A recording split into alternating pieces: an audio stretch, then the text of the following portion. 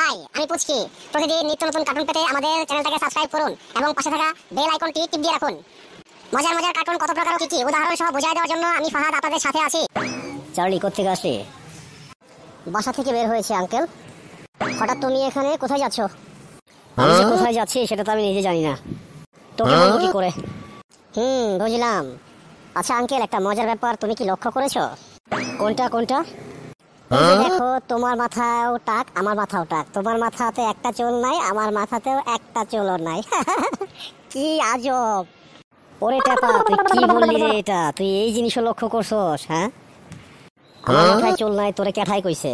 আমার মাথায় যে পরিমাণ চুল ছিল আমি তো বফ কাটিং করে রাখতাম, বুঝতে পারছিস? সব চুল আস্তে আস্তে বিদেশ পাড়ি দিয়েছিলাম, এখানে সব চুল শেষ।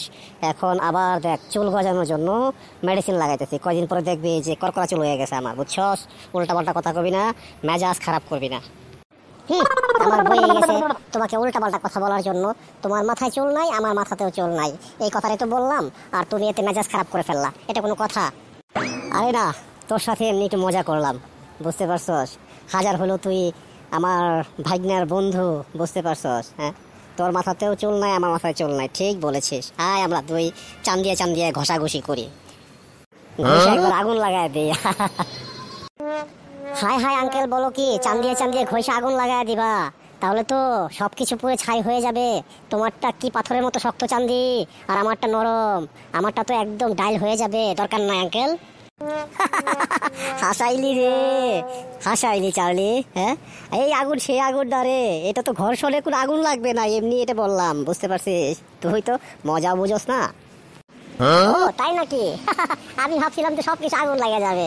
কি বলো, আমি তো বুঝতেই পারি রে আঙ্কেল। আচ্ছা আঙ্কেল, যাই হোক, এখন আমি একা আছি, চলো আমরা একটু বসি। বসে তোমার কাছে একটা মজার একটা গল্প শুনি। তুমি একটা গল্প আমাকে শোনাও আজকে। ফ্যান্টাস্টিক, এক্সট্রাঅর্ডিনারি, মাইন্ড ব্লোয়িং একটা গল্প আমার কাছে শোনাও, যেটা শুনে আমার মনটা প্রফুল্ল হয়ে যাবে। তাই নাকি? আচ্ছা ঠিক আছে, এত করে যখন বলছিস, ঠিক আছে, চল গিয়ে বসি তাহলে। ছাড়বি না যখন, তাহলে একটা গল্প শোনাই ফেলি তোকে। এত দূরে বসছিস কেন? কাছে এসে বস। আচ্ছা ঠিক আছে, আসছি। তাহলে শোন আজকের গল্প। ছেলে যাবে শ্বশুর বাড়িতে। ছেলে বিয়ে করেছে, ছেলে হচ্ছে একটু বলদ প্রকৃতির। তো এখন বলদ ছেলে শ্বশুর বাড়িতে গিয়ে সে লঙ্কা কাণ্ড বাজিয়ে দেয়। এই কারণে তার মা তাকে কিছু আদেশ উপদেশ, নির্দেশনামূলক কিছু কথা বলে দিল যে সে শ্বশুর বাড়িকে কি কি করবে। ছেলে কেমন বলদ ছিল? গাছ বলদ ছিল একেবারে? বলদ ছিল মানে সেই রকম বলদ ছিল ছেলেটা। তো এই কারণে তার মা তাকে কিছু নির্দেশনামূলক কথা বলে দিল। যেমন তার শ্বশুর ছিল অসুস্থ, তো এখন শ্বশুরকে গিয়ে কি কি বলবে তার মা তাকে এগুলো শিখিয়ে দিল। কি কি কথা শিখিয়ে দিয়েছিল? তার মা তাকে শিখিয়ে দিয়েছিল, প্রথমে গিয়ে তুই জিজ্ঞেস করবি তোর শ্বশুরকে, হ্যাঁ কেমন আছেন আপনি? তো এই উত্তরে তো তোর শ্বশুর তো অবশ্যই বলবে যে হ্যাঁ ভালো আছি। তারপর তাকে জিজ্ঞেস করবি যে ওষুধপত্র কি খাইতেছেন? তো তারপরে উত্তরে তো অবশ্যই তোকে বলবে যে হ্যাঁ ওষুধপত্র খাইতেছি। তো তখন তুই বলবি যে হ্যাঁ খুব ভালো, এই ওষুধগুলো খুব ভালো, তাড়াতাড়ি ভালো হয়ে যাবেন। তারপর তারপর কি বললো? তারপর বলে দিল যে তুই জিজ্ঞেস করবি যে কোন ডাক্তারকে দেখাইতেছেন। তো একটা ডাক্তারের নাম বলবে। তখন তুই হেসে হেসে বলবি যে ও আচ্ছা আচ্ছা, আমি ওই ডাক্তারকে চিনি, খুব ভালো ডাক্তার, খুব তাড়াতাড়ি আপনি সুস্থ হয়ে যাবেন। তারপর তারপর কি হলো? তারপর ছেলেটা তার মার কথাগুলো খুব মনোযোগ সহকারে শুনলো এবং সবগুলো কথা তার মাথায় ঢোকাইলো। তো এরপর সে যথারীতি গোছগাছ করে তার শ্বশুর বাড়িতে চলে গেল। শ্বশুর বাড়িতে যাওয়ার পর দরজা খুলেই হাসি মুখে শ্বশুরের কাছে চলে গেল। শ্বশুর কাছে গিয়ে বলতেছে যে আব্বা আপনি কেমন আছেন?